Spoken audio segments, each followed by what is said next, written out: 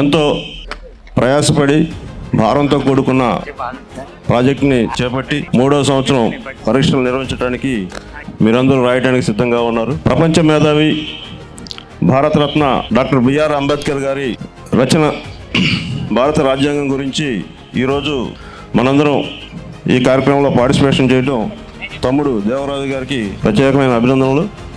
ఏదైనా కార్యక్రమం సాధించాలంటే ముందుగా మనకు ఉండాల్సింది ఏంది? క్రమశిక్షణ. దానికి ముందు ధైర్యం ఉండాలి.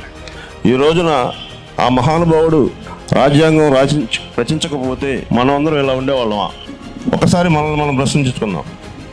అంబేద్కర్ లేకపోతే, ఇందాక డాక్టర్ గారు చెప్పారు, ప్రధానమంత్రి అయ్యేవాళ్ళేనా రాజ్యాంగం లేకపోతే? అలా ఎన్నో మనకి ఫలాలు అందించి ఆ ఫలాలను మనకి ఇస్తే మనం ఆ కార్యక్రమాలు నిర్వహించుకునేటప్పుడు కూడా హాజరు కాలేని దౌర్భాగ్య పరిస్థితుల్లో చాలామంది ఉన్నారు. చాలా బాధాకరం. దయచేసి అంబేద్కర్ గారు మన కోసం, అంటే అందరికి వాడు ఆయన ఏదో ఒక వర్గానికో ఒక కులానికో ఒక మతానికో చెందినవాడు కాదు. ప్రతి ఒక్కరూ రాజ్యాంగం లేకపోతే, భారత రాజ్యాంగ పుస్తకాలు లేకపోతే ఇక్కడ రెడీగా ఉన్నాయి, తీసుకోండి, చదవండి.